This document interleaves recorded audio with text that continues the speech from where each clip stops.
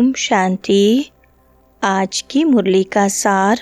मीठे बच्चे, बाप द्वारा तुम्हें जो सृष्टि के आदि मध्य अंत की नॉलेज मिली है, इसे तुम बुद्धि में रखते हो, इसलिए तुम हो स्वदर्शन चक्रधारी। प्रश्न है, रूह को पावन बनाने के लिए रूहानी बाप कौन सा इंजेक्शन लगाते हैं? उत्तर है मन मनाभव का। यह इंजेक्शन रूहानी बाप के सिवाय कोई लगा नहीं सकता।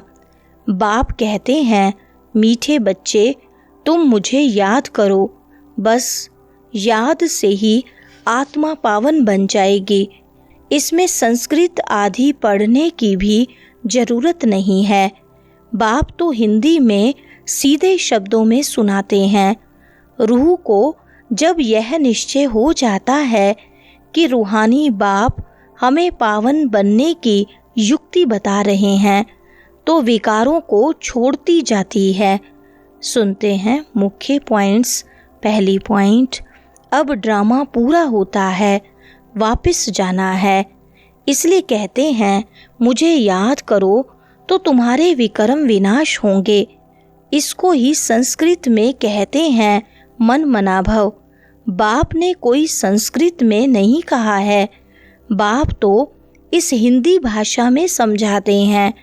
जैसे गवर्नमेंट कहती है एक ही हिंदी भाषा होनी चाहिए, बाप ने भी वास्तव में हिंदी में ही समझाया है। परंतु इस समय अनेक धर्म, मठ, पंथ होने के कारण भाषाएं भी अनेक प्रकार की कर दी हैं। सतयुग में इतनी भाषाएं होती नहीं जितनी यहाँ है। जो जिस गांव में रहते हैं वह वहाँ की भाषा जानते हैं। अनेक मनुष्य हैं, अनेक भाषाएं हैं।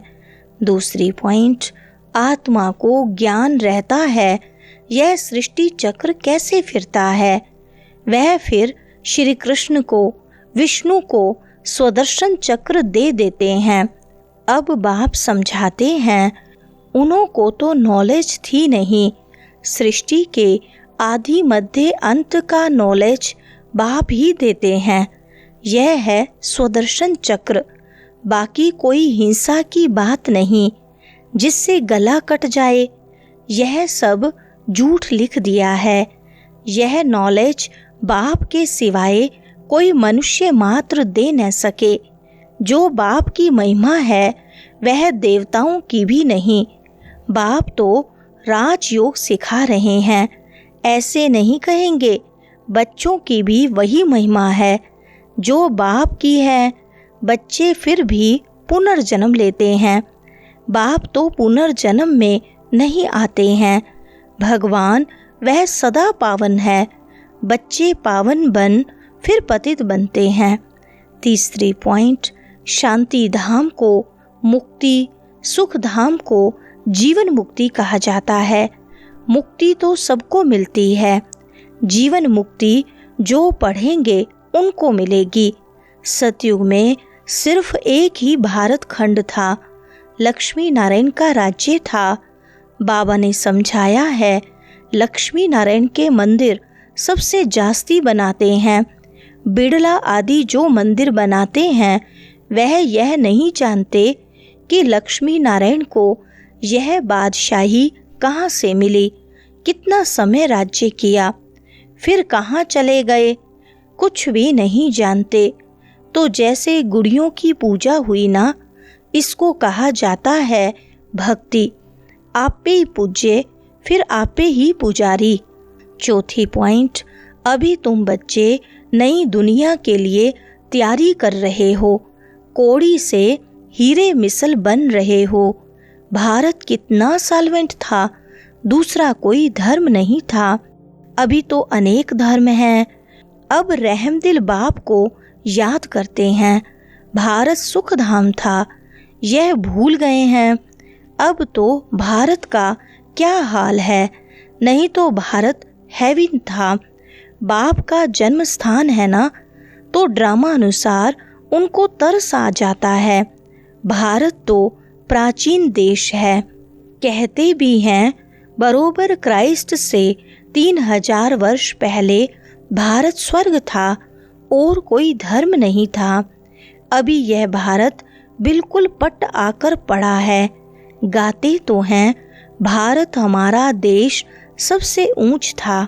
5वें पॉइंट, भारत की कहानी माना दुनिया की। इसको सत्यनारायण की कहानी कहा जाता है। बाप ही बैठ समझाते हैं। पूरे 5000 वर्ष पहले भारत में लक्ष्मी नारायण का राज्य था, जिन्हों के चित्र भी हैं, परंतु उन्हों को यह राज्य कैसे मिला? सतयुग के आगे क्या था? संगम के आगे क्या था? कलयुग।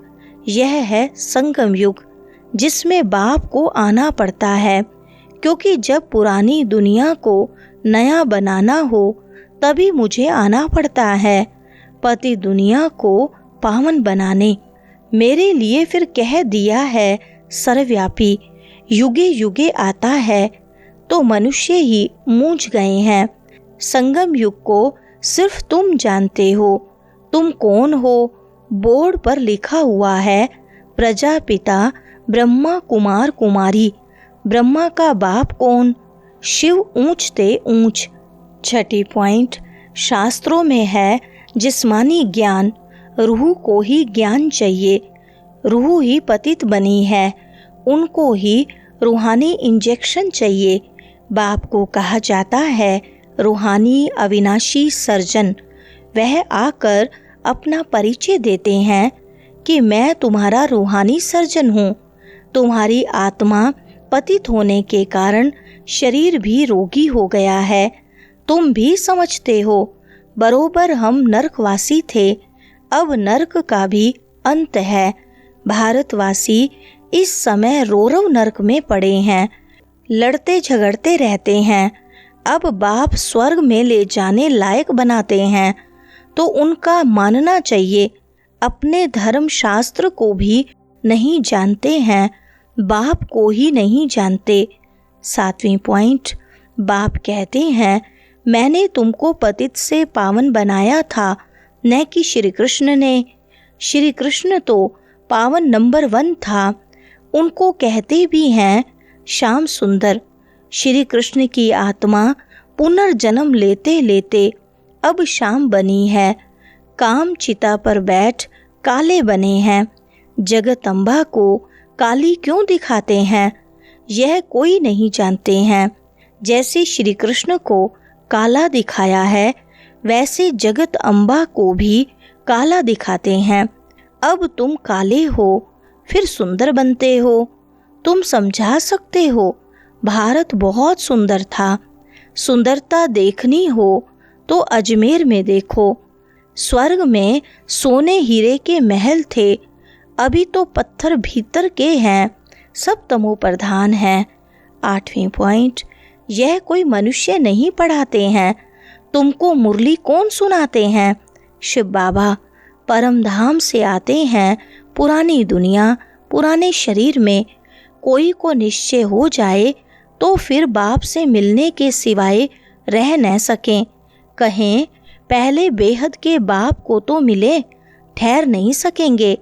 कहेंगे बेहद का बाप जो स्वर्ग का मालिक बनाते हैं, उनके पास हमको फौरन ले चलो। देखें तो सही शिव बाबा का रथ कौन सा है। वो लोग भी घोड़े को श्रृंगारते हैं, पटका निशानी दिखाते हैं। वह रथ था मोहम्मद का, जिसने धर्म स्थापन किया। भारतवासी फिर बैल को तिलक दे मंदिर में रखते हैं, समझते हैं इस पर शिव की सवारी हुई। यह है अंधश्रद्धा। वरदान है अनुभव की विल पावर द्वारा माया की पावर का सामना करने वाले अनुभवी मूर्त भव। विस्तार है सबसे पावरफुल स्टेज है अपना अनुभव। अनुभवी आत्मा अपने अनुभव की विल पावर से माया की कोई भी पावर का, सभी बातों का, सर्व समस्याओं का सहज ही सामना कर सकती है और सभी आत्माओं को संतुष्ट भी कर सकती है। सामना करने की शक्ति से सर्व को संतुष्ट करने की शक्ति अनुभव के विल पावर से सहज प्राप्त होती है। इसलिए हर खजाने को अनुभव में लाकर अनुभवी मूर्त बनो। स्लोगन है, एक दो को देखने की बजाय स्वयं को देखो और परिवर्तन करो। अच्छा, ओम शांति।